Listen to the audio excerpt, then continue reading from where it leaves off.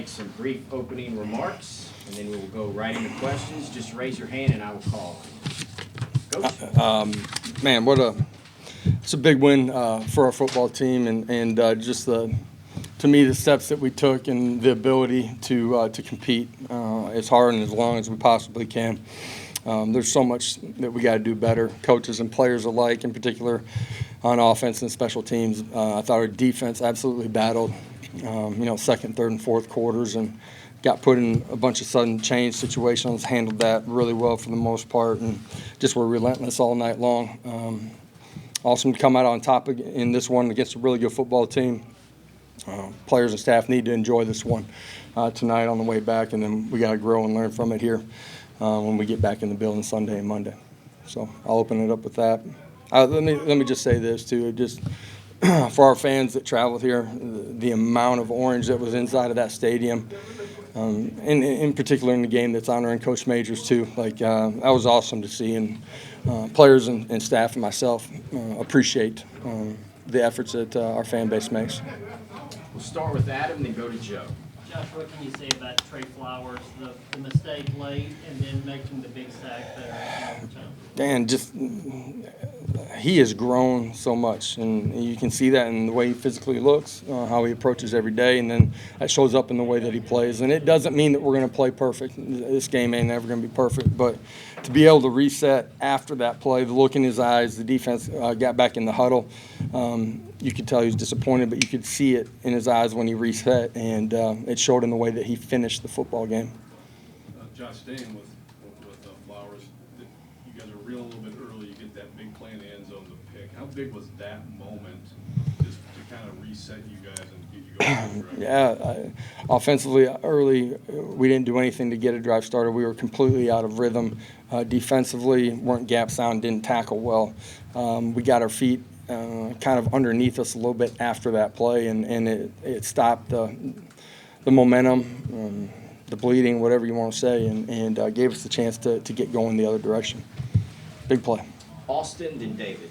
Was there something that they were doing that you kept throwing towards Seth? He had 18 targets today, which was a lot. It seemed like you guys get one right a lot, more so than that. Anything in particular?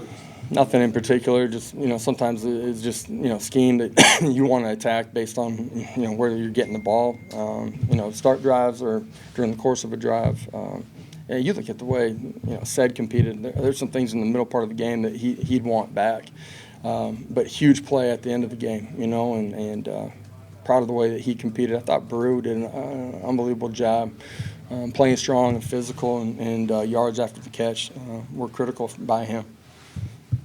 Josh, what does it say about the progress when you win a game like this with 2 fumbles and a block punt in the second? Yeah, it says that there's a lot of learning that needs to go on because the fumbles can't happen, the block punt can't happen, and that's us as coaches and players continuing to get better, and we got to make those strides here really quickly. And at the same time, what I do love is there's a certain level of maturity that we certainly didn't have last year at times, that our kids are willing to continue to compete, and they've handled the ups and downs in the flow of the game the right way, where they continue to just reset and play the next play. So there was a lot positive in that way. Patrick, Ryan, then Wes.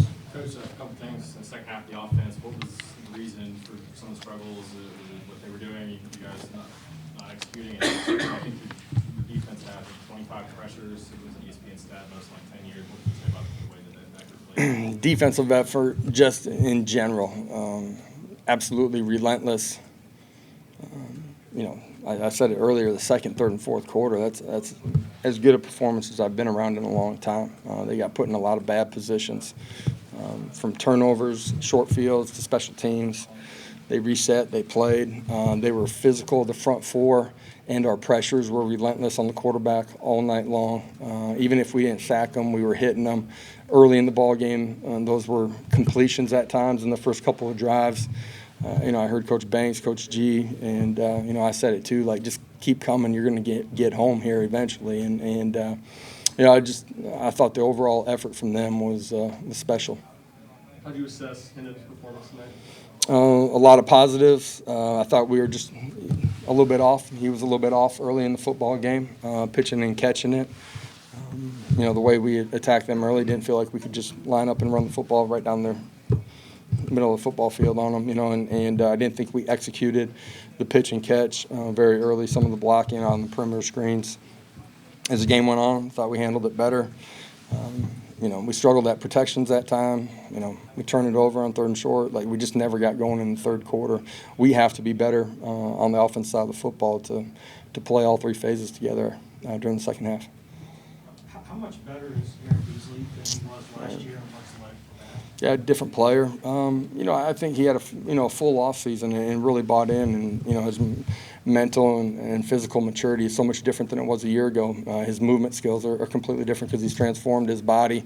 Year 2 in our system has a much better understanding, and so his keys are taking him to play, and he's not thinking, he's anticipating and seeing and reacting extremely quickly, and because of all of those factors, he's playing the game in a different way than he did a year ago.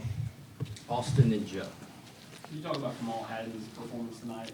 Josh, he made quite a few plays for you guys in his first start. Yeah, he did. I thought he played really well throughout the course of the evening. Contested plays, batted balls down on the cross-country route. Did a really good job in a lot of man-to-man situations, and without seeing it, I would say probably one of his best complete games, start to finish, that he's had here. And we're going to continue to need that from all those guys, but certainly him at the corner position. Yeah, Josh, with both those guys, and then also guys like Harris and Walker coming to make big plays, are you seeing some more depth and some guys on defense who are maybe giving you a different look and a chance to have a higher ceiling this year? I do think we have more depth. You're going to need all of them as the year goes on. Just is inevitably, this physical game in this league, guys get nicked up. You're going to need all of them. But when they're healthy, it gives us the ability to rotate more, play with more depth, let your kids play harder for longer, and when it's time to get a fresh body in there, we're able to do that. That's true in the second level. You talked about the star position. It's true up front too, which leads to our ability to be relentless and play the way that they did, snap in and snap down. David, then Adam. Josh, I know you and Alex and Joey have all talked this offseason about Hendon's running and kind of wanted him to be careful on that, but at the start of overtime, it looked like that was kind of the plan to go to him. Was that a result of the running backs kind of being stuck? Yeah, I just felt the way that they were playing at that point in the game needed his legs for angles and numbers in the run game. The first one picks up a handful.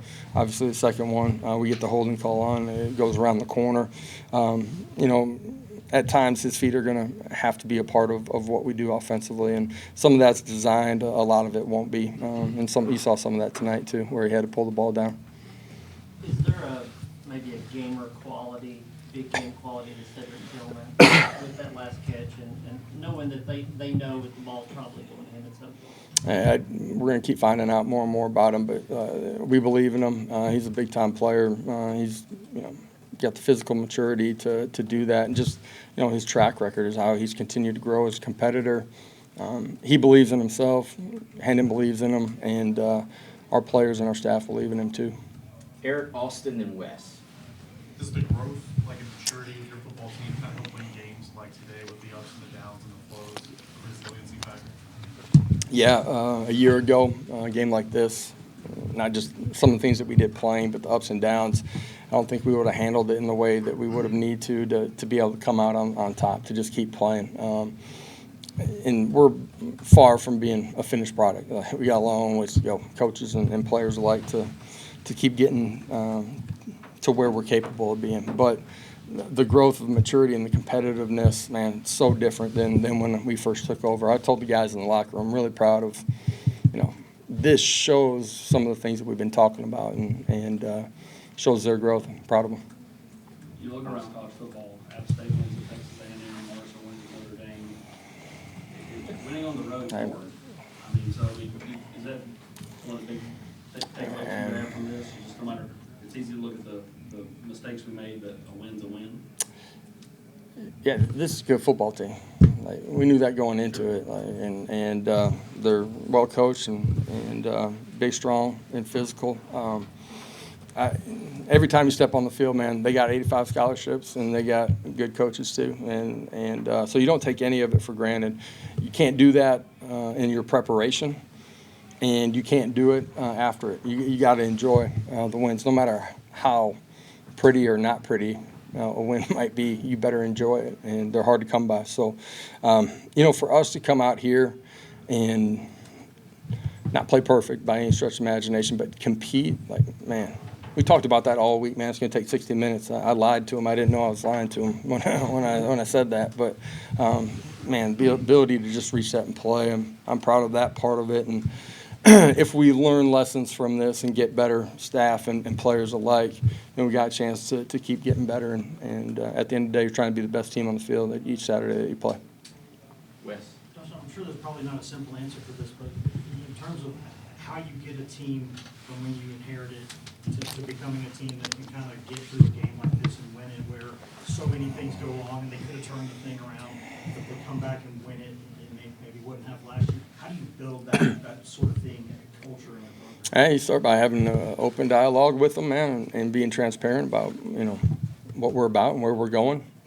Get them to buy into some accountability, and through that you develop some trust, man. And we got good relationships, players and coaches alike. Not perfect, but we're in it together, and our players know that we love and respect them, and we know that they do the same thing. And all of a sudden you get to that point where you got some core characteristics in your program, man. Now you can just go compete every single day. And our guys, when they walk in the building, not perfect, but they do love coming in, man, and they do fight, strain, and compete every day. They've become so, not perfect, but so much more consistent in just who they are every day. And we got a staff that's selfless. It's not about any one person. It's about each other, and it's about the power T. And you get people to buy into something bigger than themselves, and you got a chance to do something that's a lot of fun, and you get a chance to grow.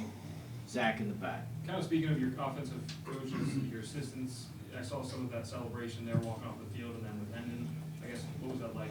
Yeah, I celebrated with our defensive staff in a big-time way too, man. Coach G, Coach Banks, Coach Eck, Coach BJ, Coach Martinez.